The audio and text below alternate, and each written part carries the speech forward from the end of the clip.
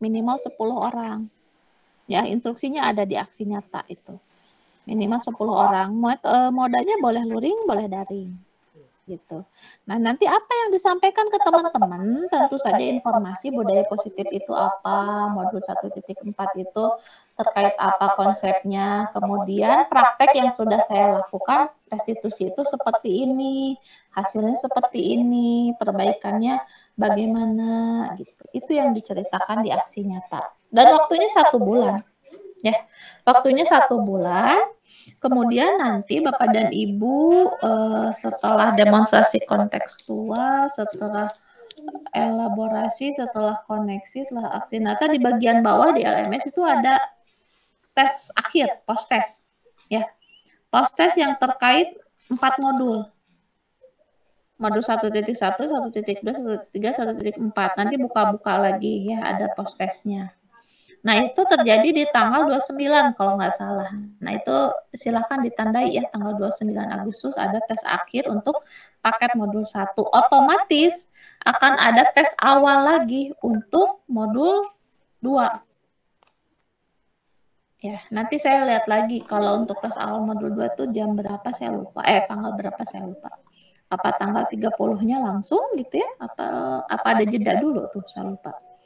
Gitu ya. Nah, itu agenda kita.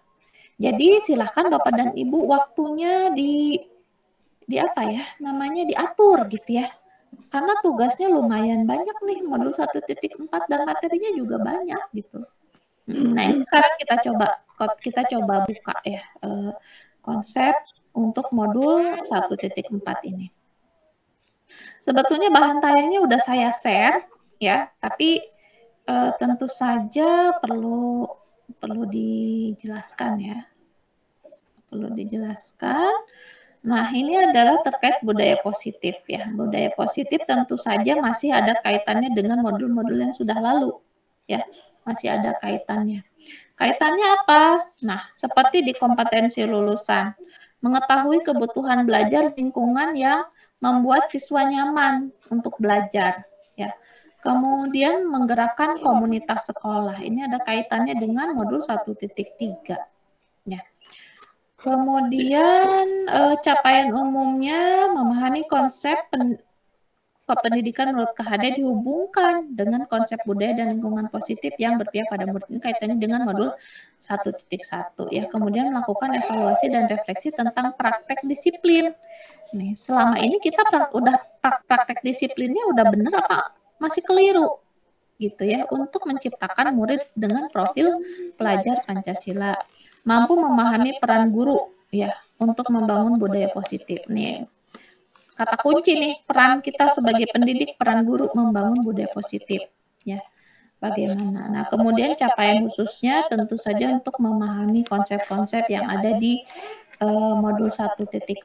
Nah, kemudian ini agenda kita, langsung saja ke kesepakatan belajar udah ya, refleksi. Nah, pertanyaan pemantik. Nih, ada 6 pertanyaan. Oke. Coba. Saya pengen dapat info dari Bapak dan Ibu ya. Dari ke-6 pertanyaan pemantik ini, menurut Bapak dan Ibu yang paling susah dipahami atau yang belum dipahami sama sekali itu poin yang mana? Boleh dituliskan di chat box. Ya. Boleh dituliskan di chat box. Poin yang mana nih yang paling ini ada pertanyaan pemantik, ini saya bingung nih jawab poin mana. Silakan di chat box ditulis. Yang menurut Bapak dan Ibu paling bingung. Boleh sambil direnungin dulu ya pertanyaannya.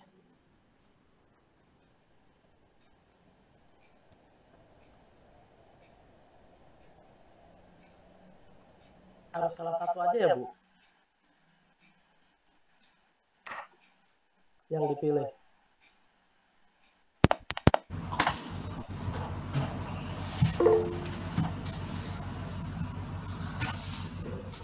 Ya boleh salah satu, boleh semua juga.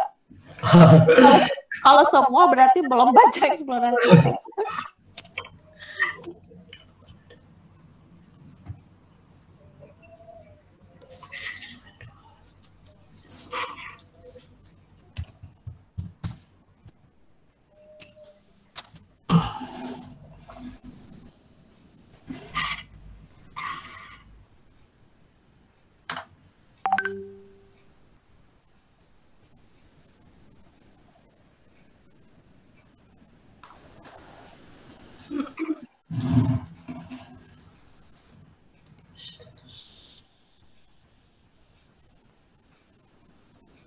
Oke, rata-rata ada 2 orang nih penerapan segitiga restitusi. Pak Lanang, Pak Aliansa.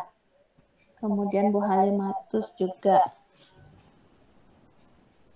Keyakinan kelas juga masih bingung ya. Poin 2, abai juri. Oke, berarti rata-rata poin 1 udah paham nih. Kalau gitu perwakilan deh poin 1. Ada yang mau jelasin? Silakan raise hand. Ya, Bu Herni, silakan.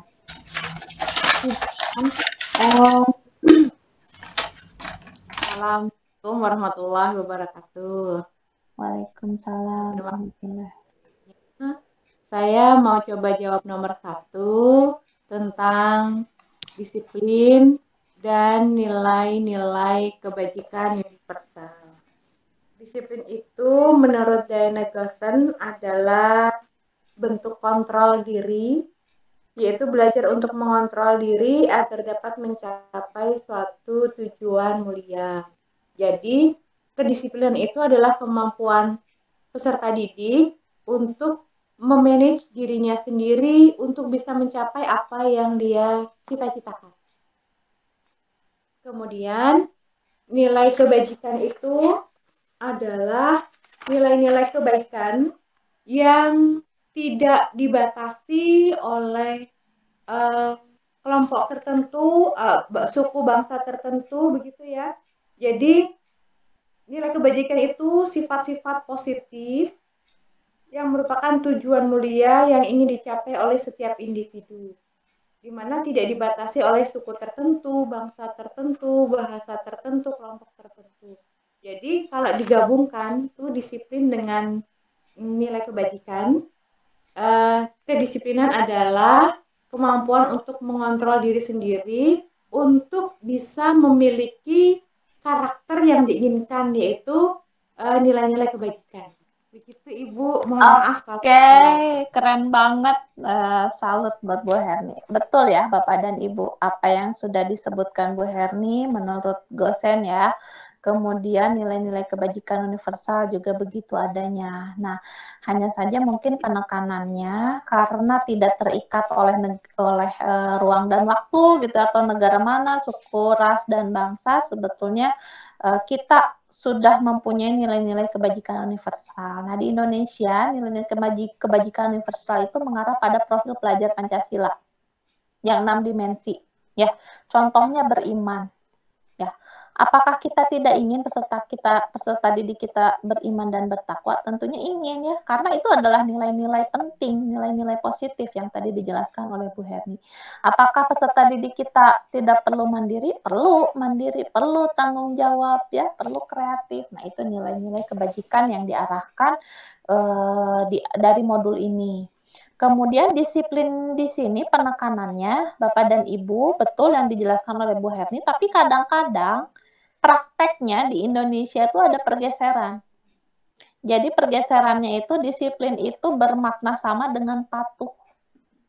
Kalau anak patuh kita asosiasikan anak yang disiplin. Kalau anak yang nggak patuh sama tata tertib berarti anak yang nggak disiplin. Padahal kalau kita tadi merujuk pada pemahaman pengertian disiplin itu bukan seperti itu ya, Bu Herni ya, gitu. Jadi kalau di kita itu masih ada pergeseran. Nah, penekanannya kita ingat lagi nih bahwa disiplin itu bukan berarti anak itu patuh, ya. bukan berarti patuh, tapi bukan patuh berdasar kepada peraturan, tapi dari dirinya sendiri dia sadar, oh saya itu mau mencapai karakter atau nilai yang saya inginkan, saya mau beriman. Nah, kemudian dia melakukan hal-hal yang disiplin gitu, ya, untuk mencapai beriman dan bertakwa menurut dirinya sendiri, enggak dari aturan gitu ya, enggak berdasarkan kepatuhan dari suatu aturan, begitu ya.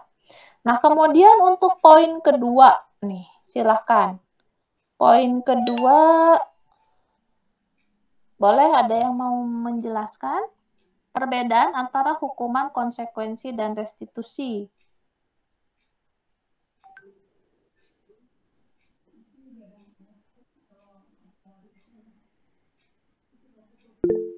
Boleh, Pak Lanang, silahkan. Terima kasih Ibu. Saya mencoba untuk memberikan pengetahuan lah yang setelah saya baca. Kalau hukuman itu sifatnya mendadak, guru memberikan siswa itu melakukan kesalahan, guru tiba-tiba mendadak memberikan hukuman. Kemudian kalau konsekuensi itu ada kesepakatan sebelumnya antara murid dan guru, kalau berbuat salah nanti ada begini gitu. Kalau restitusi itu guru itu lebih lebih bukan menekankan pada hukuman-hukuman, tapi lebih pada kesadaran yang muncul dari dalam diri murid itu. Misalkan dia salah, terlebih dahulu kita bertanya yang saya tahu itu ada tiga restitusi gitu, yang tujuannya kita itu bukan menghakimi dia gitu, tapi gimana dia bisa, siswa itu menyadari kesalahannya dan memperbaikinya. Nah gitu sih Bu. Terima kasih. Oke, terima kasih Pak Lana. Untuk bagian restitusi saya sepakat ya. Jadi restitusi itu seperti intinya praktek dialog gitu ya, praktek dialog dengan peserta didik atau siswa yang mungkin dia melakukan kesalahan, melakukan pelanggaran tata tertib gitu. Jadi diajak dialog ya. Jadi empat mata ketemu, misalkan ada anak yang terlambat terus ya tiap hari. Nah, itu jangan dibiarkan anak yang seperti itu, jangan dicuekin gitu kan. Ditanya empat mata, kenapa sih kamu terlambat, selalu terlambat gitu. Sebetulnya ya memang terlambat itu kadang terjadi pada siapa saja gitu. Jadi dia tuh kayak dikasih tahu bahwa dia itu bukan yang paling salah banget gitu, atau kita itu yang paling suci gitu.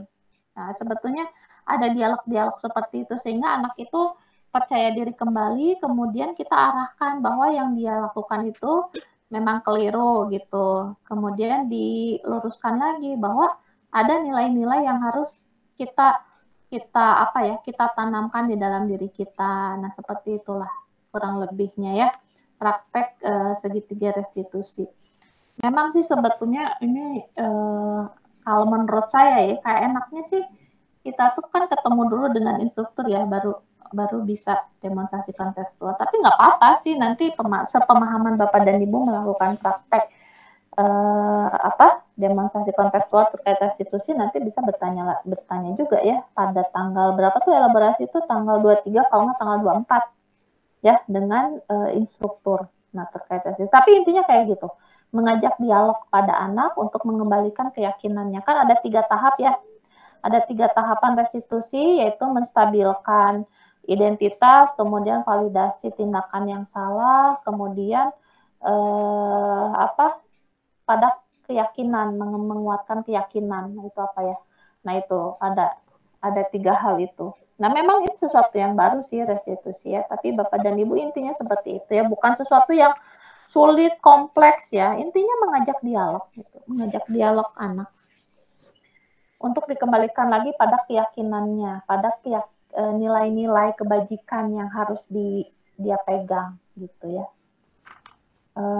Nah, kemudian bedanya hukuman sama konsekuensi, saya sebetulnya lebih enak memberikan contoh ya Bapak dan Ibu. Jadi gini, kalau hukuman itu sesuatu aktivitas yang diberikan kepada siswa yang misalkan melanggar peraturan, tapi aktivitas itu sebetulnya nggak ada kaitannya dengan pelanggaran tersebut. Contohnya tuh misalkan anak terlambat datang ke sekolah, terus dia dihukum, terus dia disuruh lari keliling lapangan. Nah itu jenisnya hukuman. Aktivitas keliling lapangan itu hukuman. Soalnya nggak ada kaitannya. Anak datang ke sekolah, terus mesti lari keliling lapangan itu nggak ada hubungannya. Yang ada dia tambah kesiangan, tambah ketinggalan pelajaran, terus dia kelelahan. Relevansinya apa dengan hal yang harus dicapainya? Padahal kan tujuannya itu dia harusnya tepat waktu kan masuk sekolah. Kemudian dia terlambat dihukum lari. Nggak nyambung sebetulnya, dan itu disebut hukuman. Tapi kalau konsekuensi memang sesuatu yang harus dia lakukan karena apa yang sudah dia lakukan. Misalkan ada anak yang secara tidak sengaja atau secara sengaja merobek buku temannya atau kertas temannya. Konsekuensinya apa? Ya harus mengganti. Gitu. Atau anak yang mencederai temannya, nggak sengaja atau sengaja. Konsekuensinya apa? Ya ikut membantu meringankan penderitaannya karena lukanya, ikut membantu ngobatin. Nah, itu yang relevan. Jadi konsekuensi itu yang relevan. Nah, harapannya setelah belajar modul 1.4, kita tuh ada perubahan paradigmanya tadi. Ya, di dalam mindset kita itu bahwa disiplin itu bukan berarti anak itu patuh aturan kita. Kalau nggak patuh itu berarti bukan anak yang disiplin. Bukan begitu, karena kitanya maksa. Gitu ya, karena kitanya maksa. Nah, terus ya tadi antara hukuman, konsekuensi, restitusi itu bukan urutan. Tapi perbedaan saja aktivitas hukuman, konsekuensi sama restitusi itu apa bedanya? Kalau hukuman ya tadi bikin anak itu bisa jadi trauma, nggak nyaman. Ya, kemudian kalau konsekuensi ya mungkin dia juga nggak nyaman, tapi biasanya hanya sebentar nggak nyamannya. Karena ketika dipahami bahwa itu memang sesuatu yang harus kamu lakukan, ya anak itu jadi paham, oh iya, saya kan yang memang nyobek kertas teman, ya saya yang harus gantilah gitu. Ya kalau restitusi itu mengajak dialog, mungkin bisa jadi anak yang dikenai hukuman oleh guru lain gitu ya, atau harus melakukan konsekuensi, ternyata dia masih tidak terima, apakah jadi nggak percaya diri atau dia murung. Nah itu yang harus kita lakukan praktek restitusi supaya dia bisa kembali lagi ke lingkungannya dengan lebih kuat gitu, dengan keyakinan yang lebih kuat. Itu restitusi. Mudah-mudahan sudah terbayang ya. Kemudian untuk nomor 3, keyakinan kelas. Ada yang bantu jelaskan keyakinan kelas? Bagaimana merumuskan keyakinan kelas? Mirip sama kesepakatan ya, memang mirip sama kesepakatan ya Bu ya? Ya, memang mirip. Jadi kalau keyakinan kelas itu sebetulnya dia lebih ke menanamkan nilai-nilai, bukan ke aturan kelas. Contohnya gini, ini bukan keyakinan kelas ya, misalkan keyakinan kita untuk memakai helm. Ya, rata-rata kan, kenapa sih pakai helm kalau lagi naik motor? Ya, takut ditilang, ada polisi mesti bayar gitu kan rata-rata ya. Tapi ada juga, oh ini untuk keamanan. Kalau saya terbentur aspal, ya setidaknya kalau pakai helm lebih aman. Nah, sebetulnya nilai-nilai yang harus ditanamkan itu kan keamanan ya, bukan karena takut polisinya. Nah, itu keyakinan yang harus ditanamkan. Walaupun dari keyakinan itu, dari keamanan diturunkan, ada peraturan secara tertulis. menggunakan roda 2 harus menggunakan helm. Jika tidak akan ada denda. Nah, itu aturannya. Tapi yang harus ditanamkan itu keyakinannya dulu, nilai-nilai kebajikannya, kenyamanan, keamanan, gitu. Dan itu ya harapannya di kelas juga kayak gitu. Misalkan kalau di kelas anak-anak lari-lari di koridor gitu, terus aturannya jangan lari-lari di koridor kelas. Kadang-kadang anak-anak itu jadi penasaran, mau lari-lari aja deh di koridor kelas gitu ya. Nah, sebaiknya kita bawa. Nah, itu kan bisa jadi aturan ya, peraturan di kelasnya jangan lari-lari di koridor kelas. Nah, kita bisa tarik sebetulnya keyakinan nilai-nilai kebajikan dari jangan lari-lari itu apa gitu. Berarti kan supaya jadi bisa diubah keyakinannya, diubah menjadi mari kita berjalan pelan-pelan dan hati-hati di koridor. Nah, itu nilai keyakinan kelas itu tidak ada kata negatif seperti itu kan, Bu? Iya, betul. Keyakinan kelas itu nggak ada kata negatifnya. Gitu. Tapi beda dengan aturan. Ya, beda dengan peraturan kelas. Jadi cara merumuskannya tanya dulu sama anak-anak gitu ya. Anak-anak, kamu pengennya di kelas itu kayak gimana sih gitu. Misalkan saya pengen di kelas itu kita saling kerjasama atau apapun gitu. Nanti disaring atau direkap sama gurunya ya, ditarik jadi nilai-nilai apa aja nih, apakah nilai saling menghormati, apakah disiplin gitu ya, ataukah bukan disiplin ya, saling menghargai, saling menghormati gitu ya, nilai kebajikannya, mandiri. Nah, itu nanti disimpulkan, baru nanti dituangkan ke dalam tabel ya, tabel T atau tabel Y. Nah, itu nanti silakan buka lagi eksplorasi konsepnya. Ya, di sana ada masih belum paham untuk membedakan keyakinan dengan peraturan kelas. Nah, kalau peraturan kelas itu lebih kepada turunan dari keyakinan kelas. Berarti keyakinan itu secara umum aja, Bu. Keyakinan itu lebih besar payungnya daripada peraturan. Lebih umum ya? Lebih umum. Keyakinan umum, kemudian peraturan lebih rinci. Tapi yang kita harapkan anak-anak itu paham dulu keyakinan kelasnya, baru tahu peraturannya. Walaupun sebetulnya bisa aja dari peraturan dulu. Tapi ya tadi contohnya, kalau misalkan kita tahu duluannya pakai helm itu didenda, ya pasti kalau aturannya hilang ya kita berarti nggak akan pakai helm gitu. Paham nggak? Misalkan gini, ada aturan nih, ada polisi di depan gitu ya. Kita tahu nih kalau nggak pakai helm ketahuan polisi ya pasti langsung ditilang. Nah, pas giliran polisi nggak ada ya udah kita nggak usah pakai helm karena kita tahu lah polisinya juga nggak ada gitu. Atau misalkan jalan dari sini ke situ kan dekat ya udahlah nggak usah pakai helm. Nah, itu karena kita taunya peraturan, karena tahu aturannya aja tanpa tahu nilai-nilai kebajikan atau keyakinannya. Tapi kalau kita meyakini bahwa pakai helm itu untuk keamanan, ya sebetulnya ada aturan didenda, ada aturan ditilang, atau nggak ada polisi ya tetap pakai. Kesadaran dirinya, Bu ya. Betul, nah itu kata kuncinya supaya muncul kesadaran dirinya. Jadi anak-anak itu datang tepat waktu ke sekolah itu bukan takut karena aturan, tapi dia meyakini kalau saya terlambat ke sekolah, nanti saya ketinggalan pelajaran. Dan saya nggak nyaman kalau saya ketinggalan pelajaran. Nah, gitu. Dan itu memang istilahnya bukan tugas yang mudah ya untuk menanamkan itu sama orang lain. Karena kita sendiri pun kadang masih berproses ya untuk menumbuhkan motivasi dari diri sendiri itu. Gitu. Nah, itu keyakinan kelas. Nah, kaitannya dengan reward and punishment, ya. Jadi, kalau anak-anak itu dia rajinnya karena ada reward, bagaimana nanti kalau tidak ada reward?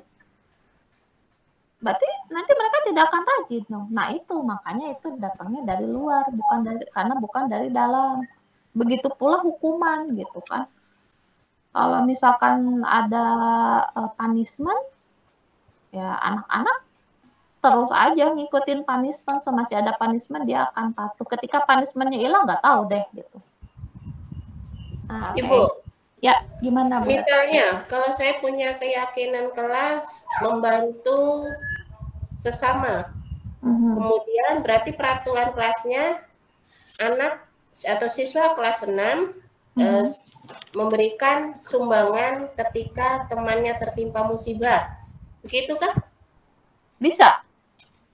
Tapi itu syaratnya disepakati. Kalau misalkan tidak disepakati, berarti kitanya memaksakan. Untuk peraturan kelas juga disepakati? Iya, betul. Itu yang menjadi tantangan. Karena tadi, kalau misalkan peraturannya enggak disepakati, nanti larinya ke hukuman. Nggak nyambung. Berarti untuk sekolah, sekup sekolah juga kita melakukan kesepakatan dulu, atau itu cuma untuk di kelas? Tergantung ruang lingkupnya sih. Bagusnya memang dari kesepakatan di kelas bisa dibawa ke ranah sekolah. Gitu, karena kan gini, ketika misalkan ekosistem sebuah kelas udah bagus, tapi kelas yang lain enggak, kan jadi berbeda. Kalau misalkan satu kelas kompak gitu kan enak. Nah, cuman ya memang ya tadi tantangan orang-orang, guru-guru yang lain bisa jadi menerima, bisa jadi tidak, karena mungkin ini konsep yang betul-betul merubah paradigma gitu. Karena selama ini ya pokoknya terlambat ya harus ada hukuman gitu. Kalau ada pelanggaran ya harus ada hukuman gitu. Padahal sebaiknya arahannya adalah ke konsekuensi, jangan ke hukuman. Ya, karena kalau ke hukuman tadi rata-rata yang dilakukan itu nggak nyambung gitu sama yang aktivitas yang dilanggarnya gitu.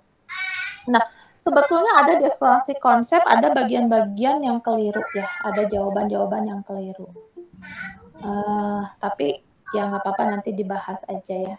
Jadi kayak misalkan ada anak yang terlambat datang ke sekolah pas pelajaran PJOK, dia dihukum lari lapangan.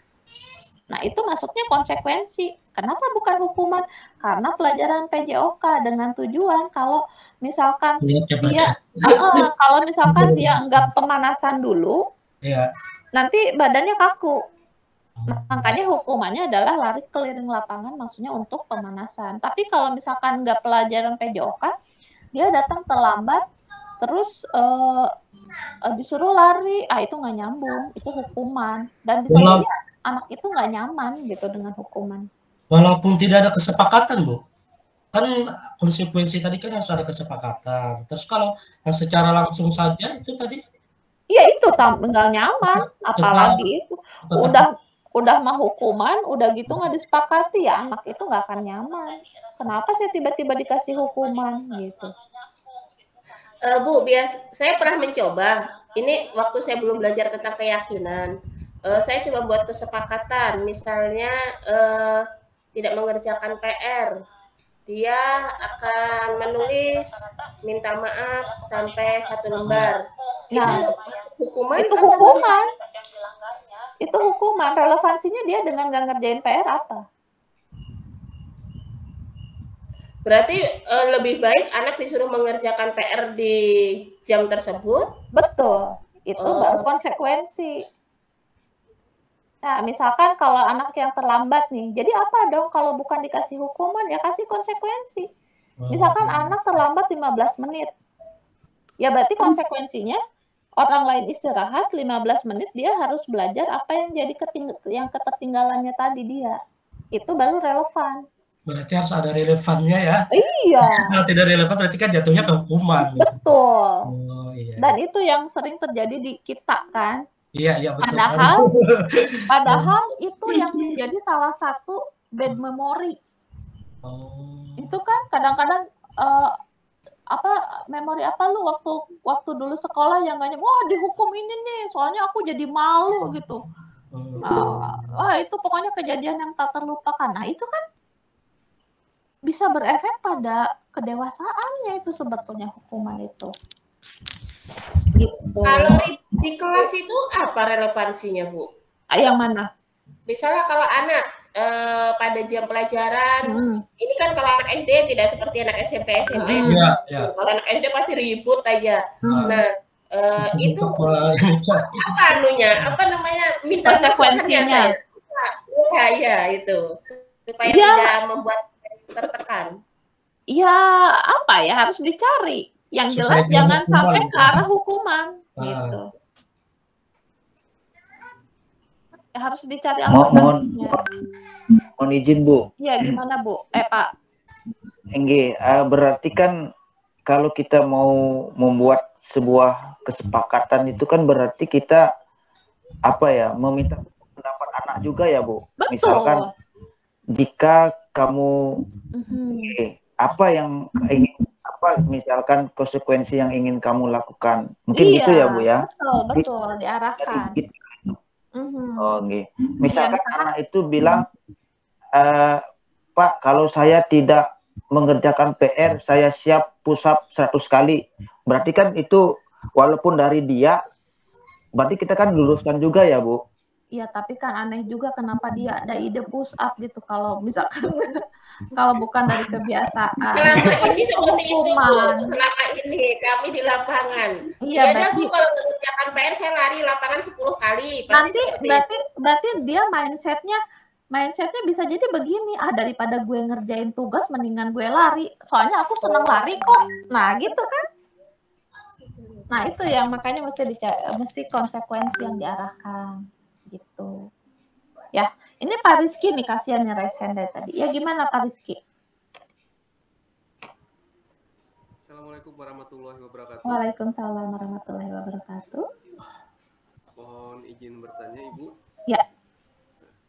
Nah tadi, Bu, kalau kita lihat sebenarnya agak beda-beda tipis ya, Bu ya, antara hukuman. Arahnya nanti apakah itu sifatnya mendidik atau tidak mendidik, itu yang mungkin yang kita bisa garis bawahi ya, Bu ya. Nah jadi yang relevansi hukuman dengan kesalahan yang dibuat siswa hendaknya bisa sesuai. Tapi begini Pak Rizky, mohon maaf ya saya potong dulu, hukuman itu tidak ada yang mendidik kalau menurut pemahaman saya di modul ini. Oh gitu, Bu.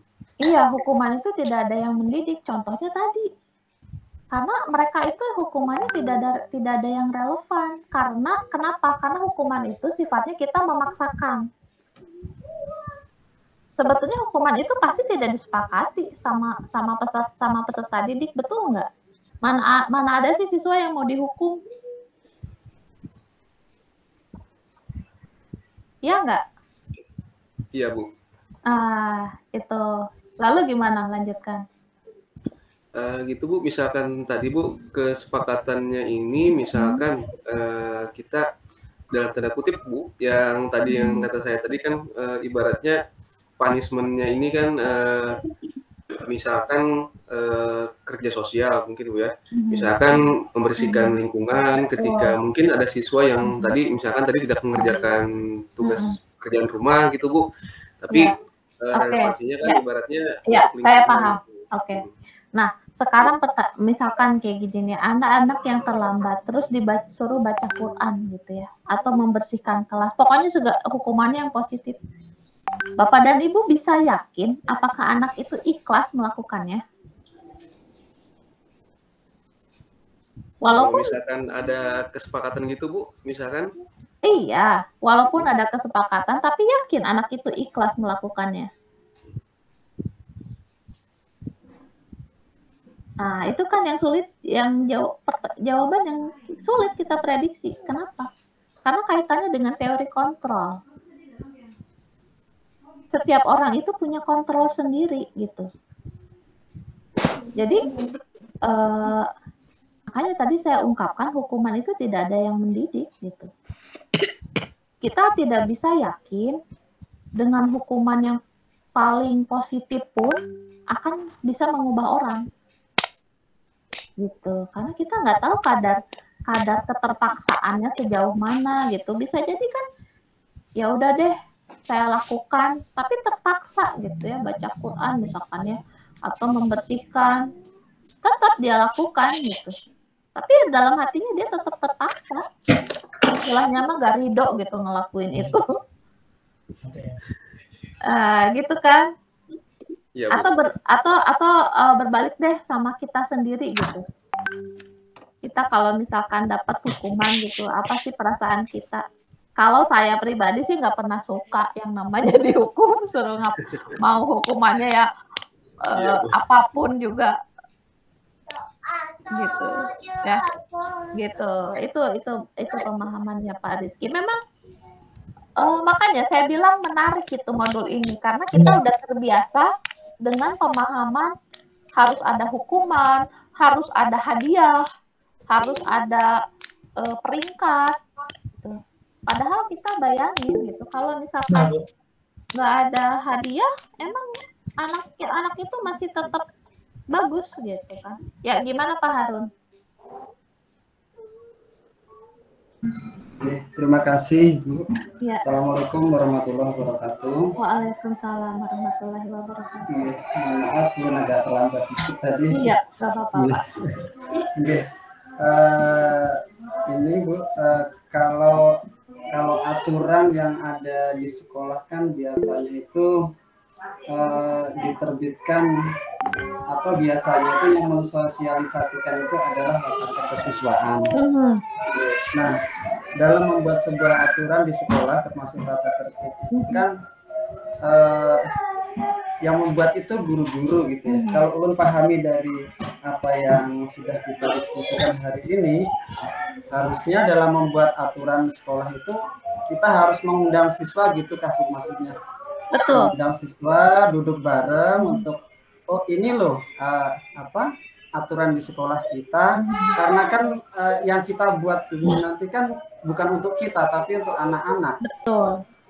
Berarti kesannya model memaksakan gitu kalau kita yang membuat kemudian dilakukan kepada anak-anak, padahal mereka nggak tahu sama sekali tiba-tiba. Seperti itu. Jadi seyogianya sekolah dalam membuat aturan ini kan bukan di kelas saja Bu ya, secara keseluruhan di sekolah. Iya betul, bisa di sekolah juga. Di sekolah berarti kita harus mengundang mungkin perwakilan OSIS atau seperti apa, atau tiap kelas diundang mungkin sarannya. Iya, seperti itu memang baiknya. Jadi aspirasinya dikumpulkan dari anak-anak, karena kalau misalkan kesepakatannya dari mereka akan cenderung mengikuti. Betul tidak? Jadi kan mufakat, jadinya musyawarah untuk mufakat gitu kan. Tapi kalau misalkan memang peraturannya sudah ada dan memang didesain dari urun pendapat juga, ya nggak apa-apa, tinggal kita menyampaikan keyakinannya, nilai-nilai kebajikan dari peraturan itu apa. Kalau dari peraturan itu nggak ada nilai-nilai kebajikannya, berarti peraturan itu sebetulnya belum relevan atau tidak relevan, ya harusnya dihapuskan. Ya, kalau ada aturan kalau terlambat sekolah harus dicukur rambutnya, nah itu kan nggak relevan kalau menurut saya, walaupun mungkin itu disepakati oleh siswa sebelumnya. Kayak gitu. Terima kasih. Oke. Sepertinya ini panjang juga ya, karena seru ya. Masih Bu, masih apa ya? Untuk menerima. Iya. Nggak bisa buat kayak kalau anak SMP, SMA bisa kita ajak dialog. Kebetulan saya guru SD. Kayaknya agak kesulitan untuk melakukan dialog itu kalau mungkin bisa jadi seperti itu, karena kita terbiasa langsung memberikan peraturan kelas kalau sama anak SD. Betul tidak? Langsung kita kasih tahu aturannya ya anak-anak begini, 1, 2, 3, anak-anak itu manut aja gitu. Iya. Nanti kalau yang nggak manut kita asosiasikan yang nggak disiplin. Padahal bisa jadi karena kita belum menanamkan keyakinannya apa itu di balik aturan itu, apa yang harus dipahami. Gitu. Ya, Bu. Nah, kayak gitu. Ya. Ibu, ya. Tadi kan yang dibahas yang tidak baik untuk anak itu kan kebanyakan kehukuman. Nah, sedangkan untuk reward atau hadiah pun itu tidak baik ya, Bu. Nah, bagaimana ini sedangkan itu kan sudah membudaya nih. Nah, itu dia sudah membubah karena sudah membudaya kata kuncinya yang juara kelas itu kan pasti dikasih hadiah itu biasanya. Itu gimana itu, Bu? Iya, itu nggak bagus. Nggak bagus. Iya, nggak bagus. Sekarang bayangin gini, yang misalkan dari 10 anak nih ya, yang dikasih hadiah itu yang 3 anak, yang 7 anak itu. Yang 7 anak itu padahal mereka itu sudah mengerahkan apa yang mereka bisa. Tapi mereka itu nggak diapresiasi karena kuotanya cuma buat 3 orang. Coba bayangin perasaannya kayak gimana. Coba deh bayangin. Kalau Bapak dan Ibu di posisi itu. Atau gini deh, misalkan nih, yang peringkat keempat itu, sebetulnya dia mampu. Seperti selevel dengan yang peringkat ketiga, tapi mungkin keadaan orang tuanya di mana dia harus belajar, ternyata dia harus ngebantu orang tuanya dan gurunya nggak tahu. Padahal dia udah semangat, udah abis-abisan lah ya usahanya. Ternyata dia nyampe di posisi keempat dan nggak dapat hadiah karena kuota cuma 3. Coba gimana? Dan coba bayangkan kalau misalkan reward itu dihilangkan, apakah yang 3, yang anak yang di peringkat 3 itu masih termotivasi? Saya nggak yakin Bapak dan Ibu bisa jamin. Berkurang motivasinya. Nah, pasti. Jangankan anak-anak kita aja begitu. Karena kita hasil zaman itu. Budaya itu. Itu yang coba kita rubah. Pemahaman berarti mengubah mindset bersama teman-teman di sekolah ini, Bu ya. Iya, itu yang susahnya. Itu tantangannya. Tapi kan kalau saya sih mikirnya positif nih, Pak. Misalkan Pak Baijuri satu orang yang ikut CGP dari 10 orang, minimal ada 1 dah yang tahu jalan benernya gitu kan? Iya. Ya nggak? Iya nggak? Nah terus nanti Pak Baijuri di aksi nyata mesti nyampein nih informasi ini.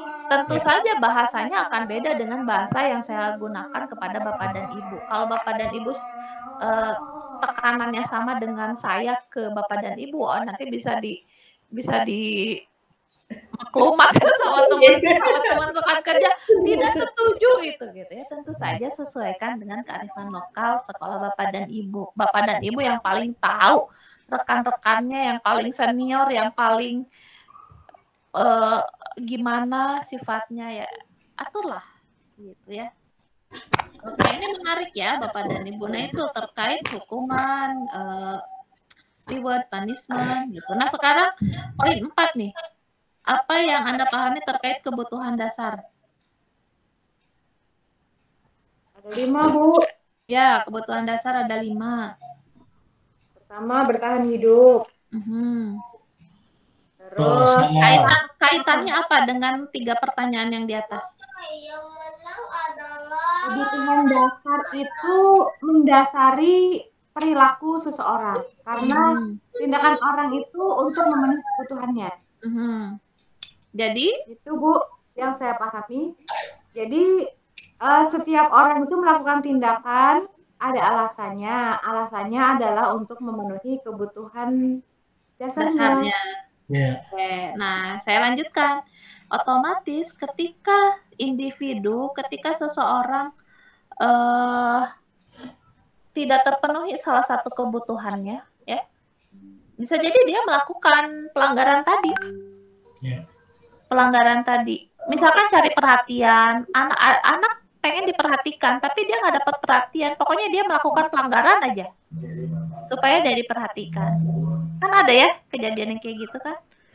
Nah, jadi itu kaitannya ke sana. Karena ada 5 kebutuhan dasar manusia yang nggak bisa kita sangkal.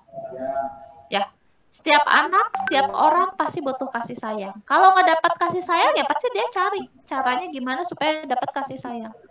Dan caranya bisa jadi menurut kita melanggar peraturan, melanggar keyakinan, melanggar nilai-nilai. Dan itu yang perlu kita lakukan praktek restitusi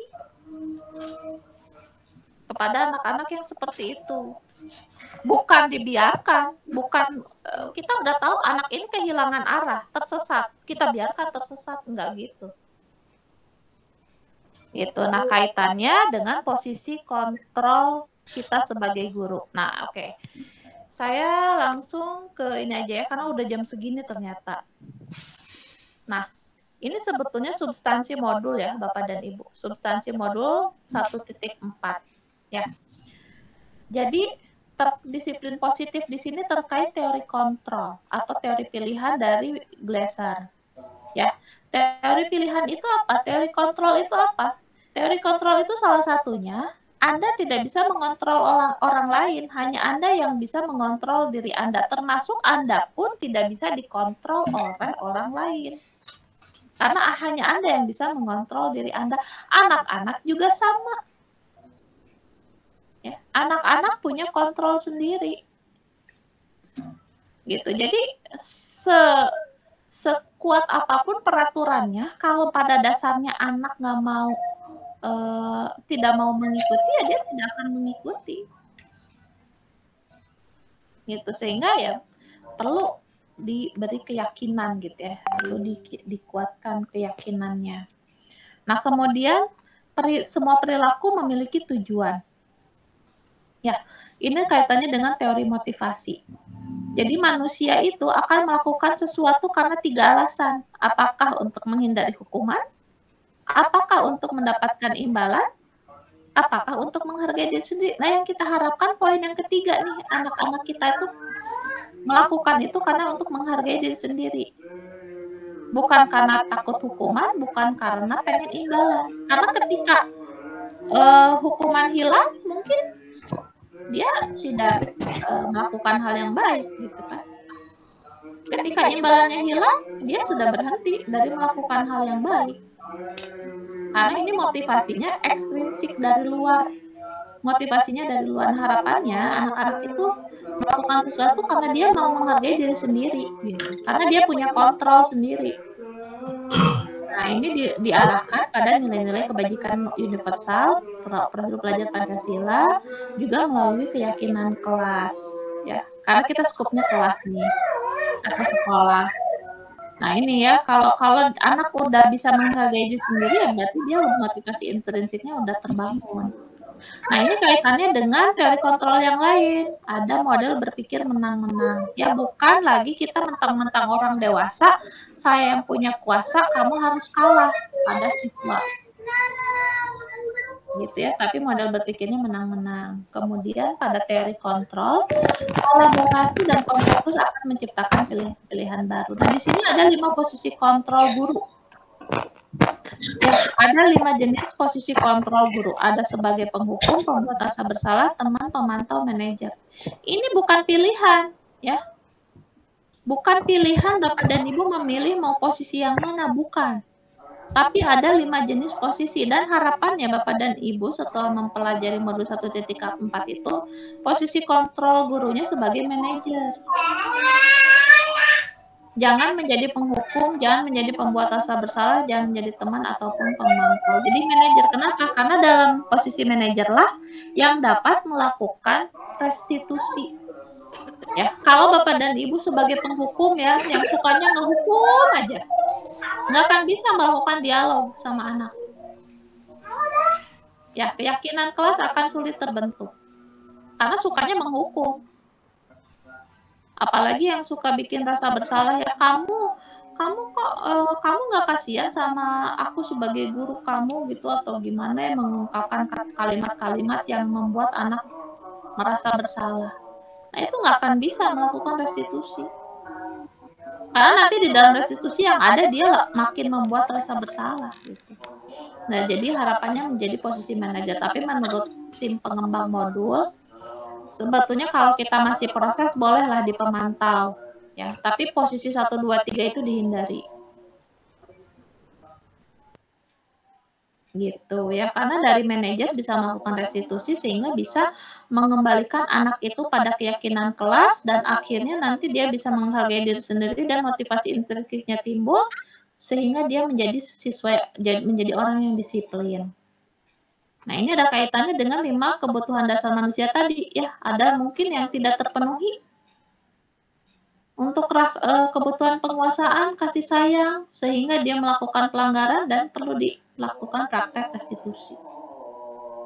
Gitu. Dan ini teori kontrol yang kelima ya, bahwa kebutuhan kita berbeda-beda ya. Tiap anak itu kebutuhannya bisa jadi beda-beda. Ya, bisa jadi. Mungkin ada anak yang paling membutuhkan kasih sayang, terus ada anak yang paling pengen rasa diterimanya muncul. Beda-beda ya. Nah, kemudian kita juga harus paham bahwa pandangan orang lain tentang dunia itu bisa berbeda dengan kita. Jadi kita nggak boleh maksain. Kalau misalkan meja itu harus kotak gitu kan. Setiap orang mungkin, kalau saya senangnya mejanya bulat gitu. Ya nggak boleh maksain. Nah, itu ya berarti teori kontrolnya itu ada kaitannya ada 5 hal. Itu ya, seperti itu substansi modul 1.4. Oke, baik Bapak dan Ibu. Sampai sini udah clear ya? Untuk kaitannya budaya positif ya. Jadi bagaimana kita bisa membentuk budaya positif melalui posisi kontrol guru ya. Oke, Bu Herni raise hand, gimana Bu Herni? Mohon maaf izin sebelum berlanjut Bu. Ini kan di sekolah ini keyakinan kelas masih dalam proses.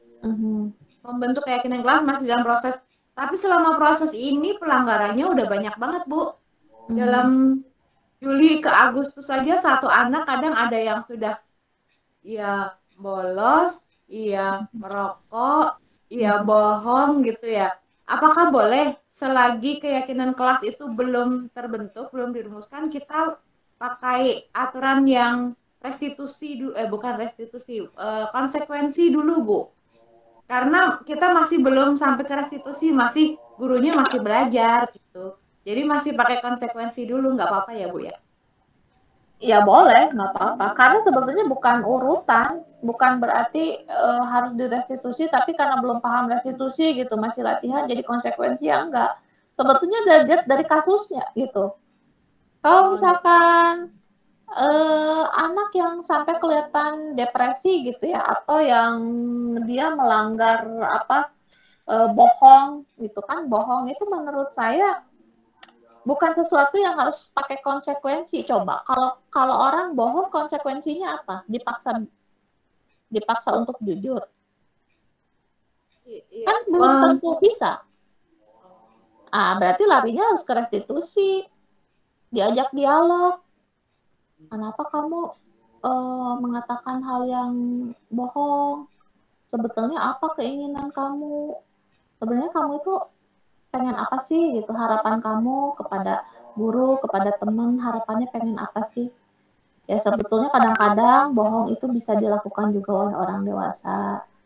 Tetapi untuk hal-hal tertentu, saya juga pernah aja sih bohong gitu, tapi saya segera sadar bahwa bohong itu tidak baik, kan bisa. Jadi anak itu istilahnya, oh ternyata tidak setiap orang itu luput dari melakukan bohong gitu. Tapi nanti dia diyakinkan, oh ternyata saya nggak boleh bohong lagi gitu, karena kebermanfaatannya nggak ada. Gitu. Nah itu harus ada dialog sampai dia paham level itu gitu. Dan akhirnya setelah berdialog harapannya dia tidak melakukan itu dan menjadi pribadi yang lebih baik. Gitu. Ya kan seperti itu. Ya tergantung kasusnya. Nah, kalau merokok mungkin bisa pakai konsekuensi.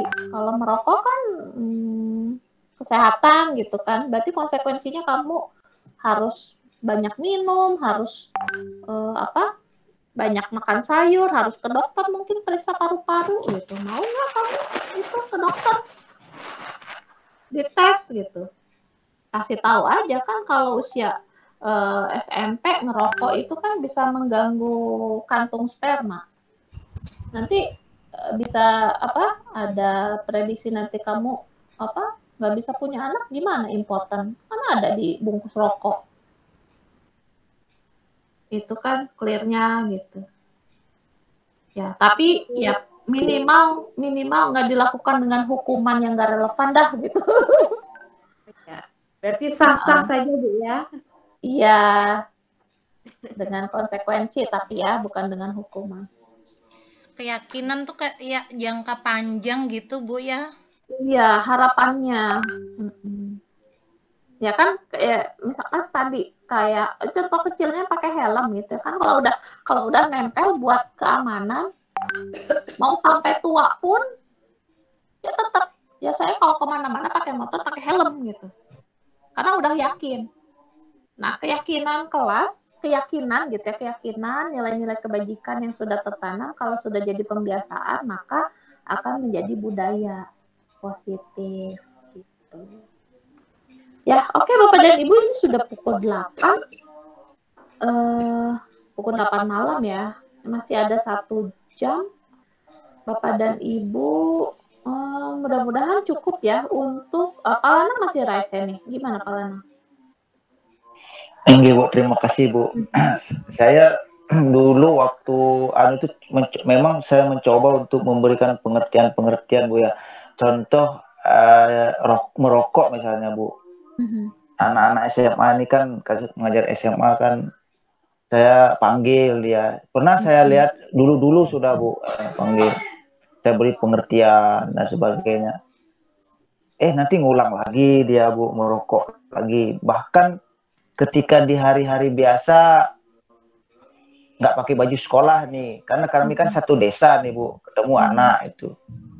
Nah, kelihatan dia merokok ya nggak acuh tak acuh lah, walaupun dia ngeliat saya tapi tetap aja bus merokok gitu. Padahal di sekolah itu pernah saya panggil, tidak saya beri hukuman Bu, saya beri pengertian bahwa merokok ini kalau kamu kecanduan nanti nggak lagi 1 batang 2 batang, bisa nanti 1 hari itu nggak cukup kamu 3 bungkus, itu uang dari mana? Banyak dari segi finansial, dari segi kesehatan saya. Nah, gimana ya Bu ya, anunya itu apa ya, mungkin apakah mereka sudah benar-benar kecanduan atau gimana itu Bu ya. Rasanya dengan restitusi ini sungguh sangat apa ya, lama sekali rasanya nanti akan menemukan hasilnya gitu. Terima kasih Bu. Oke, iya memang tantangannya itu Pak Lanan, tapi apakah kita harus menyerah dan memberlakukan hukuman? Kan enggak juga gitu. Kalau saya sih simple. Udah ngasih nasihat aja masih begitu, apalagi nggak dikasih nasihat. Benar nggak? Ya kita berpikirnya positif aja. Dengan kita ngasih nasihat, dia masih melakukan merokok. Jangan-jangan kalau kita nggak nasihatin, dia udah naik mungkin ke obat bius atau narkoba. Kalau menurut saya sih seperti itu. Jadi sebetulnya kita yang nggak boleh menyerah dan lelahnya kita, menyerahnya kita bukan berarti melarikan ke hukuman. Karena kalau ke hukuman, efek psikologisnya kita nggak bisa jamin seperti apa. Itu yang bahayanya, efek psikologisnya. Dan memang seolah-olah kita itu seperti di-push menjadi guru BK kan ya, memahami psikologis. Tapi kalau misalkan memang demikian, apa salahnya? Sekarang lihat aja di Bapak dan Ibu di sekolah, guru BK ada berapa sih? Sebanding nggak sama anak-anak? Apakah anak-anak semuanya tercover gitu ya sama guru BK itu? Apakah guru BK-nya sudah melakukan tugasnya dengan optimal? Nah, bukan berarti modul ini menjadikan Bapak dan Ibu sebagai guru BK, tapi lebih memahami sifat dasar manusia gitu. Anak-anak itu pengen diperlakukan apa sih? Balik lagi ke modul 1.1, filosofinya KHD. Berhamba pada anak, memuliakan anak, semuanya buat anak gitu. Ya, begitu. Oke, ini saya lagi bagi kelompok ya. Ini Pak Lanang, kemudian Bu Latifah, satu kelompok lagi Pak Harun. Kemudian ini kelompok terakhir ada Pak Safiuddin. Pak Safiuddin bergabung kan?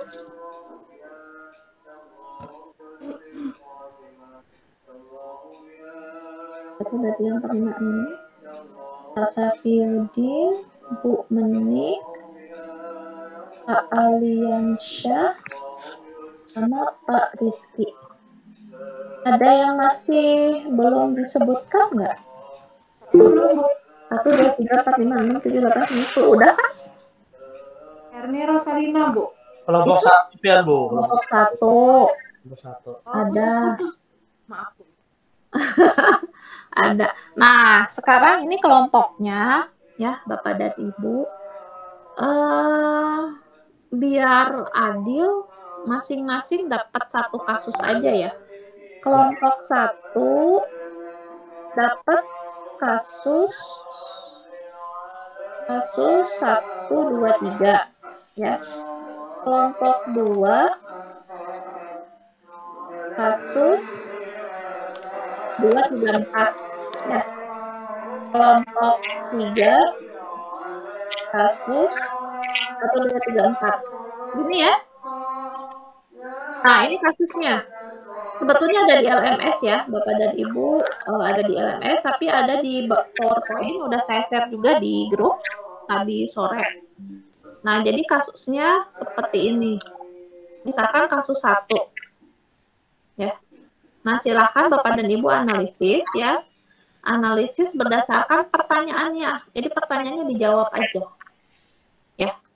Langkah-langkah restitusi apa saja yang sudah dijalankan? Restitusi kan langkahnya ada 3 ya. Ada 3 nih. Ada 3 kan.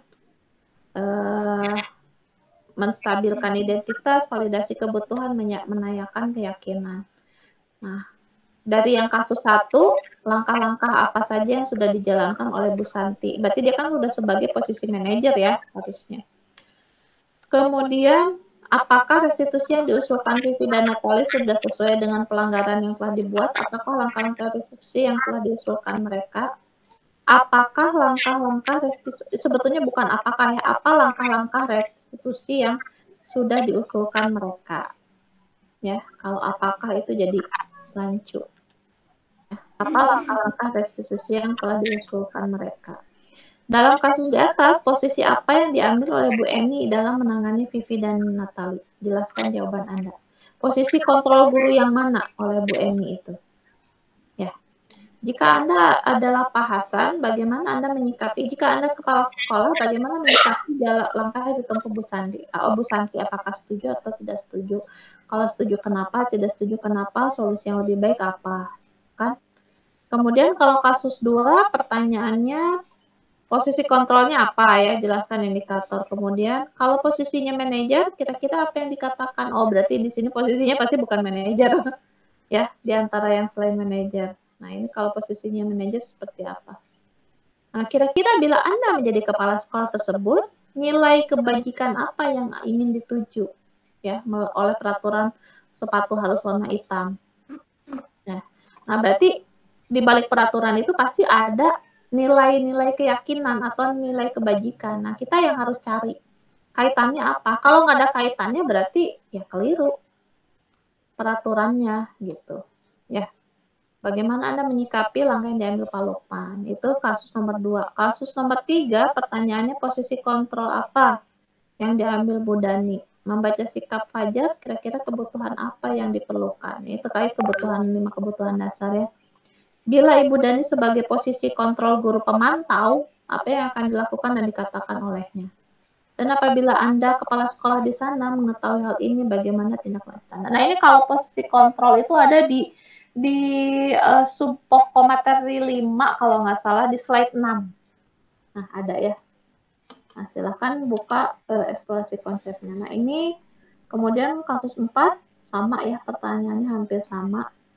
Jadi mudah-mudahan dari penjelasan yang singkat tadi sedikitnya Bapak dan Ibu bisa sedikit membayangkan seharusnya jawabannya seperti apa gitu ya.